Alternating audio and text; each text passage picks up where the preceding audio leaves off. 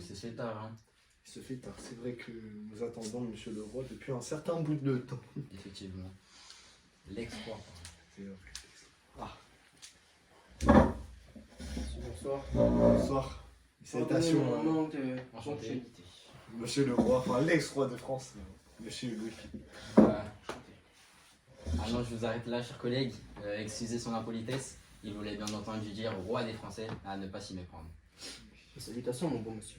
Alors, appelez-moi Alexandre Dumas. Ne me touchez pas. Pardon, excusez-moi. Alors, appelez-moi Des Alexandre. rapports convenables. Oui, bien sûr. Je suis ici en tant que journaliste émérite pour le célèbre journal Le Siècle. Je voudrais ici assurer, en cette année 1849, marquant la chute de la monarchie de Juillet, aborder les raisons et les événements qui ont conduit à votre échec et à votre abdication. Je m'insurge. M'auriez-vous oublié, chers collègues? Il est vrai que votre statut de grand écrivain et votre importance oblige, mais tout de même, tâchez de ne pas oublier votre collègue. Je me nomme Pierre Leroux, anciennement journaliste pour Le Globe et reconnu pour avoir lancé sous la direction de mon grand ami Adolphe Thiers la révolution de 1830, communément appelée les Trois Glorieuses. Fort bien. Mais je me permets tout de même de vous dire que ce qui s'est passé n'est pas un échec, mais mon plus grand regret. Un regret que le peuple n'ait pas été capable de reconnaître à sa juste valeur la monarchie de Juillet et ma bonté ainsi que ma volonté pour élever le peuple et la nation au plus haut. Certes, mais parlons plutôt de vos débuts et de votre accession au pouvoir. Vous avez succédé à la Restauration, et notamment à Charles X, qui a plongé le pays dans une répression telle qu'elle a conduit à une révolution en 1830. Après ce régime autoritaire et les Trois Glorieuses, les libéraux conduits par Adolphe Thiers parviennent à imposer la solution orléaniste. Et c'est là, précisément, que vous entrez en jeu. En effet, j'ai été mis au pouvoir le 9 août 1830, passant officiellement de Louis-Philippe d'Orléans à Louis-Philippe, roi des Français. J'ai, dès mon avènement, décidé tout pour pour venir en aide à mon peuple, encore meurtri par mes prédécesseurs.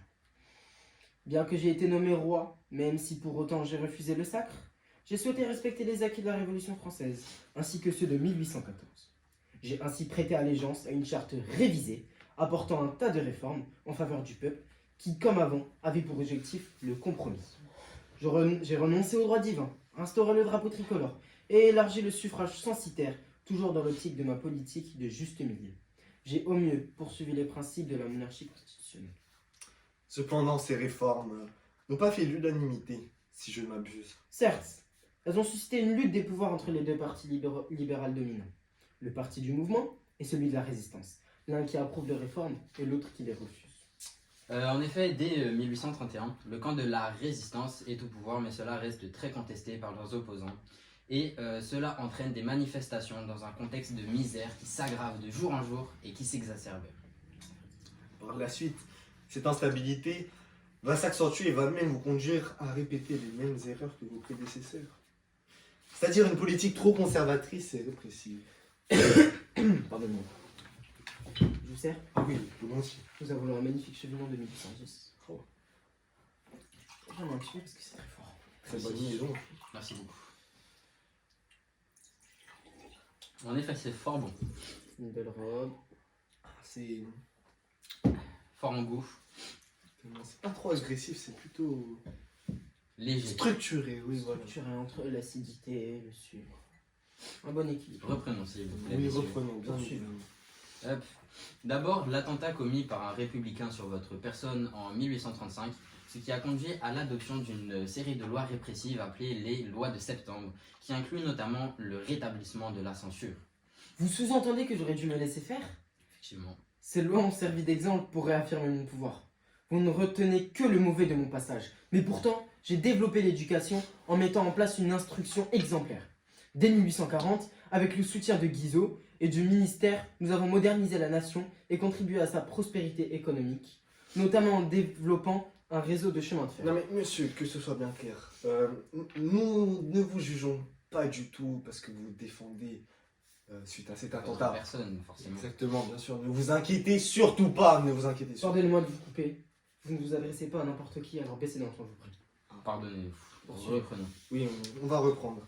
Ce même Guizot, qui a mené par la suite une politique très conservatrice afin de préserver la bourgeoisie. Ce même Guizot qui a refusé l'abaissement du sens et qui s'est affirmé en ennemi au suffrage universel.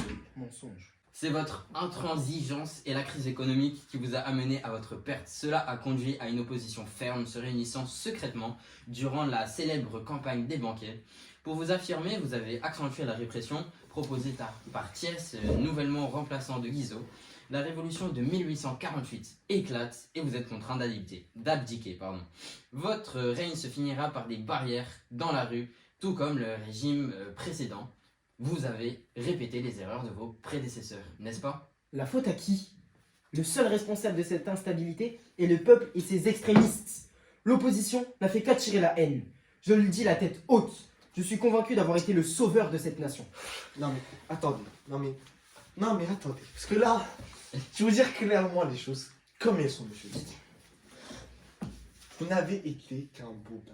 Un démagogue, si je peux me permettre. Exactement. Ne vous permettez Vous vous pas. disiez roi citoyen. Mais en réalité, vous n'avez pas su, Ou voulu. ou voulu bien évidemment, comprendre que le peuple français désirait élargir le corps électoral. Mensonge. Pour les plus frileux politiquement, en baissant l'essence. Pour les plus progressistes, en établissant le suffrage universel. Sacrilège. Vous n'êtes qu'un personnage imbu de sa personne. Je prie pour que votre nom tombe dans l'oubli et que les générations futures n'aient pas à apprendre l'histoire d'un roi autoritaire et qui a trahi son peuple. C'en est trop pour moi. Je ne peux écouter un seul instant de plus ces inepties sortant de la bouche d'ignare, ne reconnaissant pas le bénéfice de mon règne pour la nation que j'aime. Sortez de chez moi. Fort bien, nous ne voulons pas parler avec un individu vendu. Viens. Ingrat, pauvre. Fin de tournage. Allez, on